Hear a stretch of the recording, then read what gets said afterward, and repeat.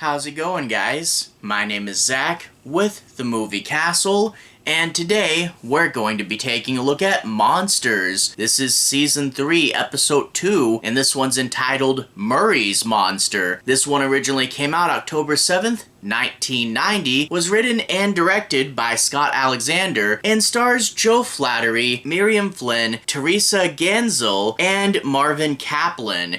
And this episode was just okay. I'm not the hugest fans of the comedy episodes, and this one was a comedy episode. You get this therapist who's a bad therapist, but he uncovers that the repressed anger of this guy can turn him into a gorilla under hypnosis, and he, of course, develops this plan to go and kill his wife. And it kinda is like pretty standard anthology horror stuff, you know, some supernatural element, the schemer character, and then of course the murder plot that you know they're not going to get away with. And I mean, it's fine. Like, a lot of the humor in here, it felt a little dated. It felt like something an old man would tell you thinking it's the funniest joke ever, but it's just only hitting sometimes. Like, there were a few jokes that worked, but I think the episode thought I'd be falling out of my seat, and I really wasn't. Now, the idea that this guy has like repressed societal anger and that anger can make him turn into a gorilla, that's a little bit of a different spin on the Dr. Jekyll and Mr. Hyde concept, and there is some base humor about a guy that turns into a gorilla and then smashes apart the obvious set. There's some elements in here, okay, cheesy gorilla suit, smashing stuff, there's some fun, right?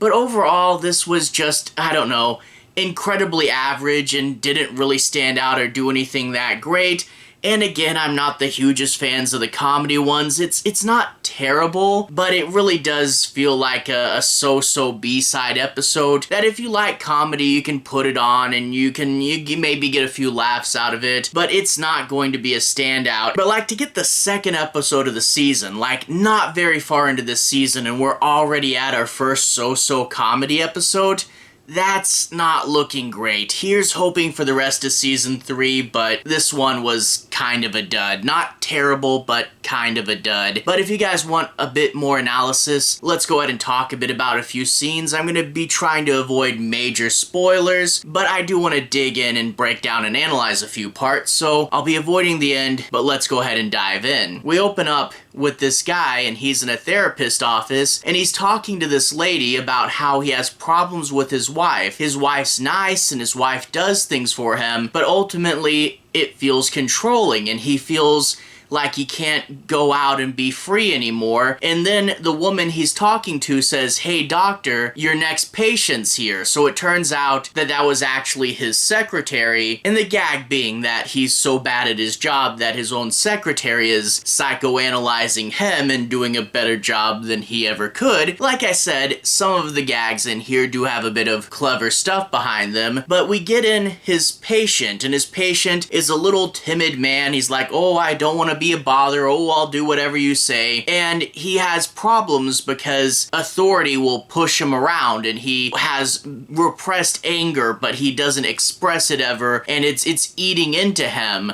So the doctor decides to hypnotize him, and it's really bad. I think, you know, that's part of the joke, is it's supposed to be not how you'd hypnotize someone. He just waves a pocket watch, not a pocket watch, actually just a wristwatch, in front of the guy's face a few times, and instantly he's under. Yeah, it's a little more complicated than that, but this guy is so obedient, I guess, that he just goes right under. And when he asks him what's wrong with him, he just already knows. And I guess that's part of the gag, is that he knows every single thing that's wrong with him, but doesn't know what to do about it. And he starts doing the therapist's job for him. But when the therapist says, "Oh, I know all that, I just want to see your real anger. Can you let it out? Can you let out your other half?" Well, unexpectedly, the patient gets up, starts to shake, and turns into a gorilla, and he panics and tells him to snap out of it, and now he's literally seen someone transform, and that's going to be a bit of a shock. Maybe he does underreact to it because he's not, you know, running out the door terrified, but it is a bit of a shock, and he tries to tell his wife when he gets home that night, and the wife kind of brushes it off, and at first, you know, it's like, okay, the wife cares for him. The wife is trying to do things for him. Brushing off the whole gorilla thing, that's not great.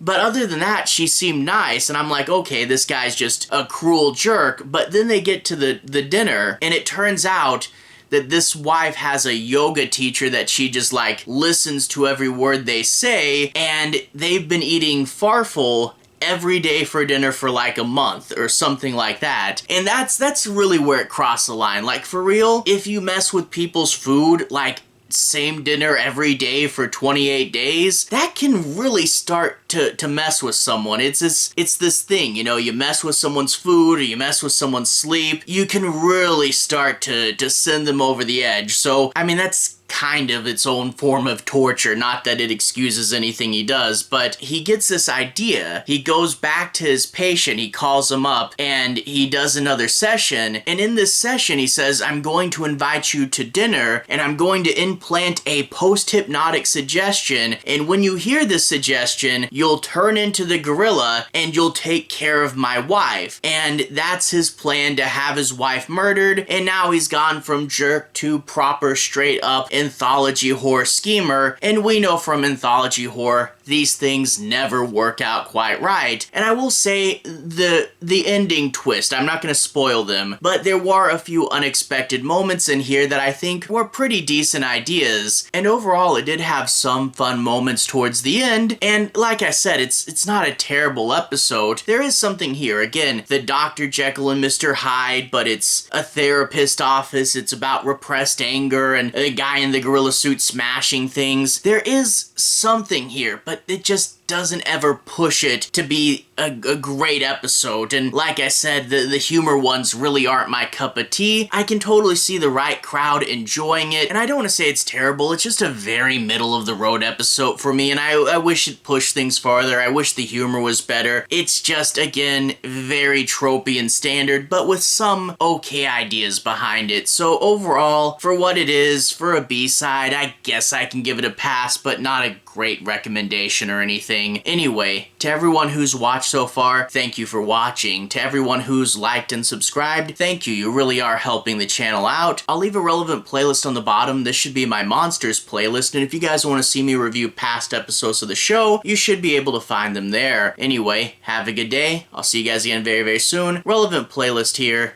Have a good day now.